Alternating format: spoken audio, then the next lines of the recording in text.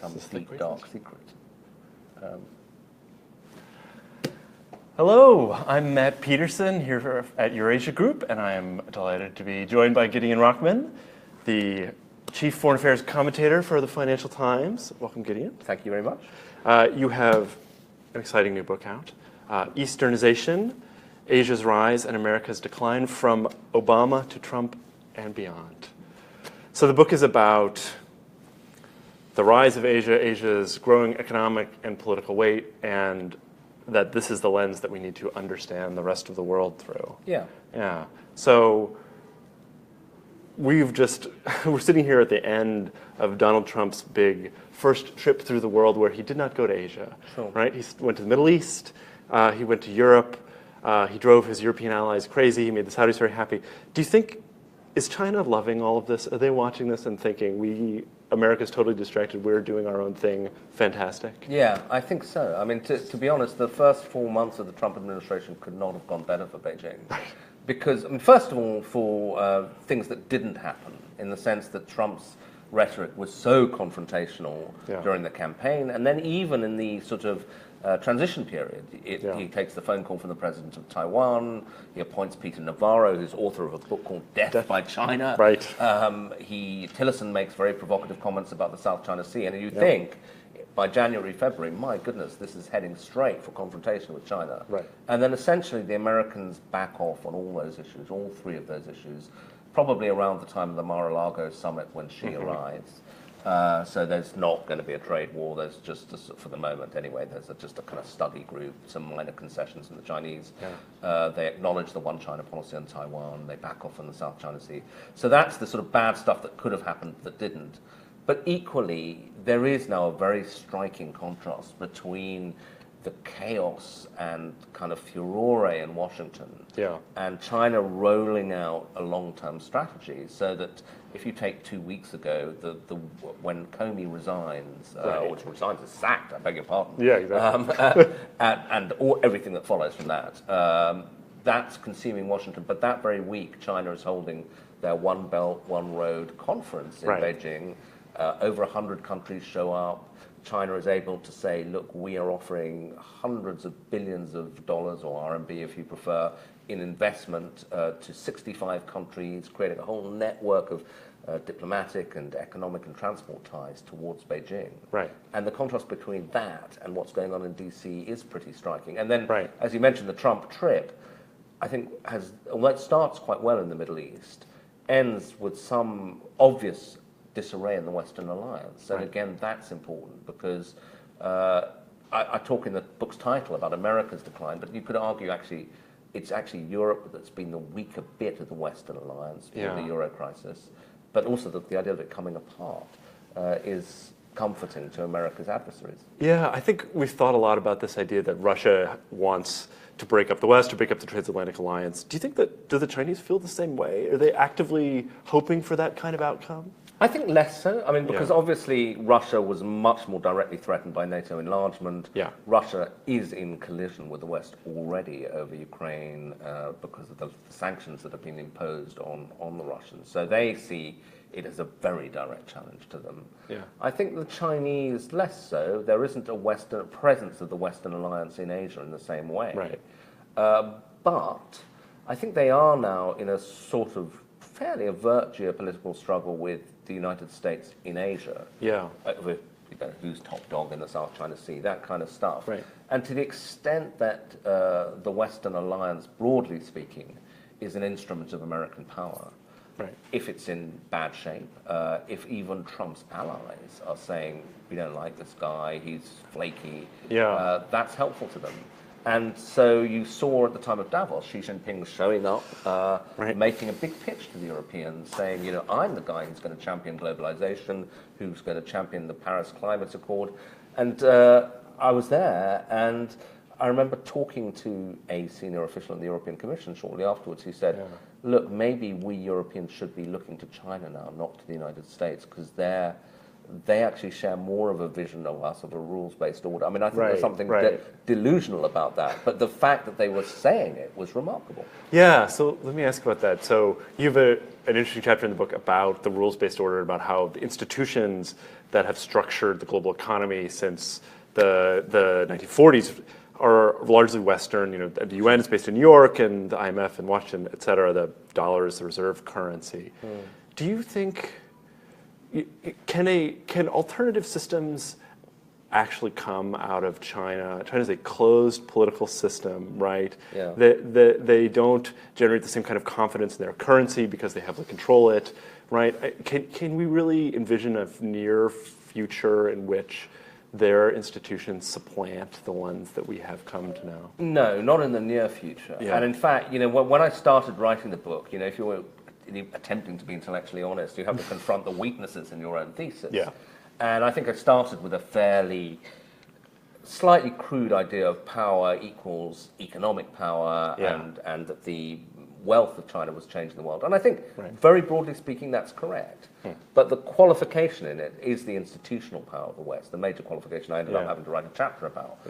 Because there's all those things you list, the physical location of the institutions, but more important, the trust that people are prepared to place in Western institutions, whether it's the dollar or where, you know, as a fundamental question is like, you've got a lot of money. Do you put it in a Western bank or in a Chinese bank? Right. The Chinese are putting their money in our banks, absolutely. right? Yeah.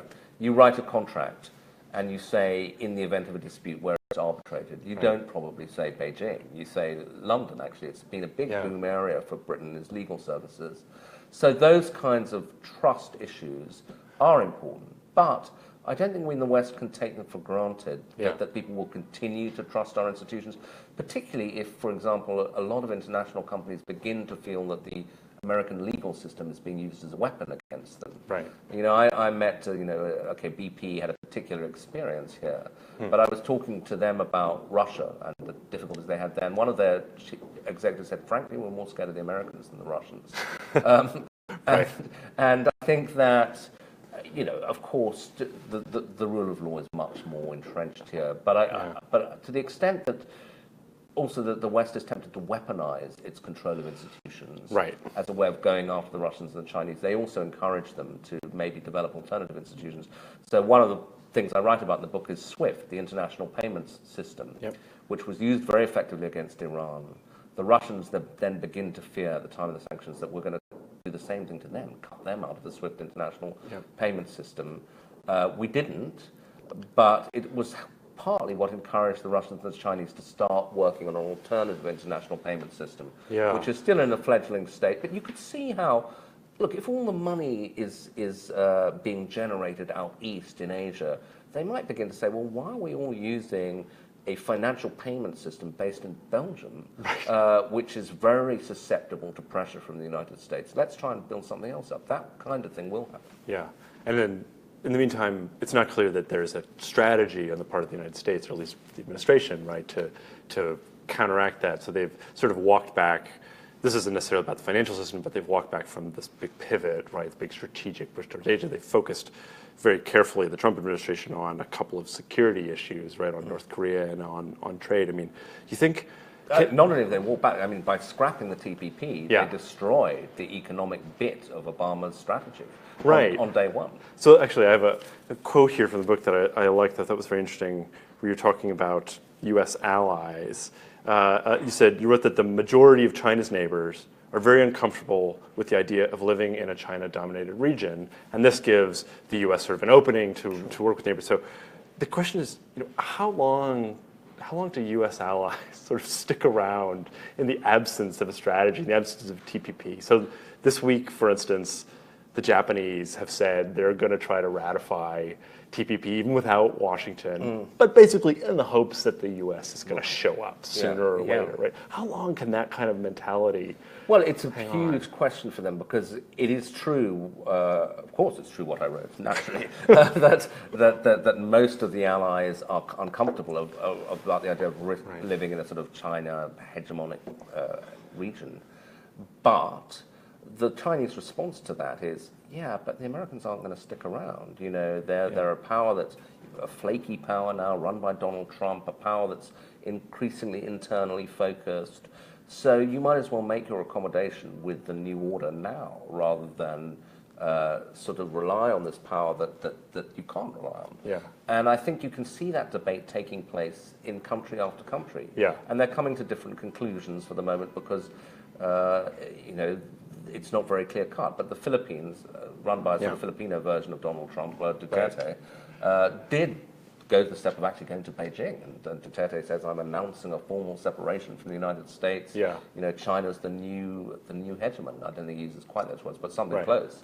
Other countries have gone backwards and forwards. South Korea, in a way, makes sense for them to accommodate China. They're a peninsula on the bottom of the Chinese mainland. They're Chinese. They were a part of China, Donald Trump says, right? Yeah, quite. And China's their largest trading partner by miles. Yeah.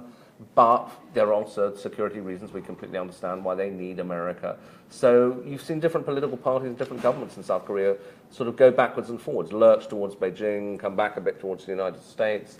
Yeah. And you may find actually with the new South Korean government a bit more of an attempt to get closer to China. Yeah. We had, I talked to Howard French recently, who has another good book about China out. And one of the things he said that I thought was very interesting was that China likes to portray its rise as win-win and very peaceful and benign and good for its neighbors, but in fact they're a lot more coercive than they look. Yeah. And you look at countries like Vietnam, and they really feel like they're getting their arm twisted. Do you share that view of the world that this China's rise is more coercive than it seems on surface? I think increasingly coercive. I mean, that's the interesting thing, is that they followed this famous strategy that Howard writes about and I write about, the Deng Xiaoping hide and bide thing of not frightening the neighbors, not frightening the United States. But I think under Xi, they've been more prepared to show the fist underneath the sort of velvet glove. Right. And a couple of examples. Singapore, very interesting, because this is a country that was an early cheerleader for China, that has gone out of its way to be a friend of China, trains a lot of Chinese officials, and big investor. But when the Singaporeans attempted to rally Southeast Asia against the Chinese claims in the South China Sea after the tribunal ruling, the Chinese get pretty rough, and they start shouting at the Singaporean ambassador in Beijing, calling him in very visibly. They intercept some Singaporean weapons which are being shipped through Hong Kong. I think the Singaporeans may not have been invited to the One Belt, One Road initiative, which again was a pretty striking kind of thing to happen. Right. So they're prepared to put old friends in the doghouse now if they step out of line. And similarly with South Korea, the country they'd been wooing, then when they deploy THAAD, they suddenly start, Chinese tour groups are not coming to South Korea anymore. Even Australia, Li Keqiang, the Prime Minister of China, goes to Australia and says, we notice you've sided with Russia in the Cold War, and we don't want you to do something similar in our struggle with the United States. So you brought up Russia, so let me ask about Russia's place in all of this. Yeah. Russia's sort of seen as, from here at least, as sort of an independent power, but actually they're sort of increasingly coming under the sway of the Chinese too. So how does Russia fit into this picture you are painting of a rising China? Are they happy with this dynamic? Or are they? I think for the moment the Russians have decided that they want a special relationship with the rising China for a couple of reasons. Firstly, because of the massive deterioration in their relations with the West post-Crimea. And second, I think because there is a kind of identity of worldview between Beijing and Moscow, in the sense that they both are deeply suspicious of what they regard as Western-sponsored democracy promotion. Right. And one of my trips to Beijing recently was just after the Hong Kong uprisings, and it was very uprisings, student demonstrations and all of that, but hundreds of thousands of people out in the streets. Yep. Very striking to see that the way the Chinese official media were talking about Hong Kong reminded me very much of the way the Russians have talked about Ukraine, that this isn't a spontaneous movement, these people are the dupes of the West, they're behind the scenes, the West is manipulating them. Right. And I think that to some extent they believed that sincerely. Yeah. And so when Putin and Xi get together, I think they see themselves as having a common interest in pushing back against the West. Now, whether they'll still feel threatened by that in the Trump era, we'll have to see. But there's definitely a Russian effort to revive the sort of Beijing-Moscow link.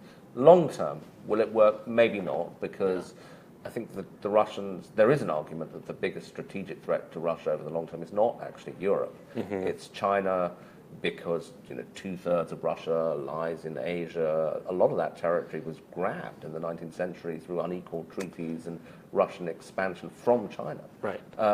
And then there's all the mineral resources. It's a very sparsely populated area. China, as we know, a country of over 1 billion people, very energy not rich, energy poor is the phrase I'm looking for. So you could see the potential tensions there. Yeah. But for the moment, actually, I think the two countries are getting on pretty well. Yeah. So we started off mentioning a little bit about the U.S.-China relationship, Trump and his Taiwan troubles and calls, and that seems to have largely smoothed out. Right, he and Xi Jinping seem to be getting along famously, at least in person, or so they say. But there's still a lot of big picture problems in the relationship, and you saw this week that the U.S. started doing these freedom of navigation operations again, where they sail warships through disputed territory as a way of making a point about international law. How long is this sort of détente, or is this friendliness between the U.S. and China going to last? Is this sustainable, I guess I should ask? I mean, can Trump actually sort of strike an accommodation, or is it?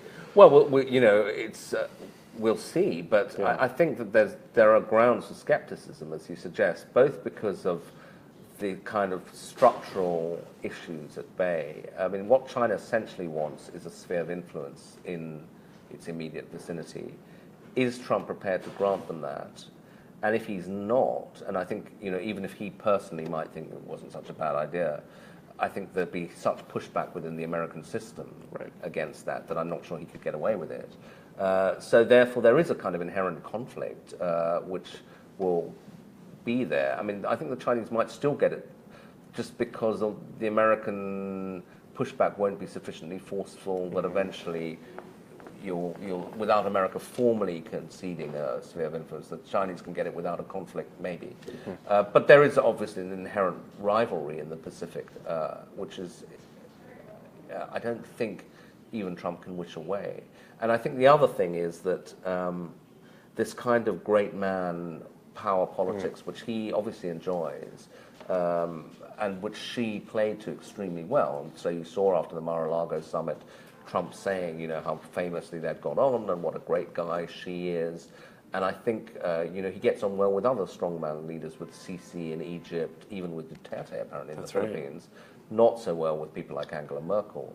But I think there's something inherently volatile about great relationships which are based on personality. And, I'm a big guy, you're a big guy, let's just sort it all out. That's fine up to a point. But if there's no fundamental alignment of interests or of values, if it's all about the two leaders getting on, then it can fly apart quite dramatically. You've seen that. Erdogan in Turkey is a very fine example of somebody who does like to do business that way, but suddenly, you can have a crisis in his relationship with Putin, and having gone from getting on very well, they get on very badly. Now, actually, the embedded way of conducting a great power relationship if it's just leader to leader. So what you're saying is it's going to be an interesting presidency. I think we've already seen that. Yeah. I mean, it's incredible to think it's only been going on for 4 months now? Because it feels 125 days. It feels like a lifetime. I mean, one thing Trump is good for is generating headlines. There's no doubt about that. Good. Well, that's good for us because we'll have plenty more to talk to you, Facebook, about. So we'll leave it there. Gideon Rachman, the book is Easternization, Asia's Rise and America's Decline. Fascinating book. Thank you very much for coming to talk to us. Pleasure. All right.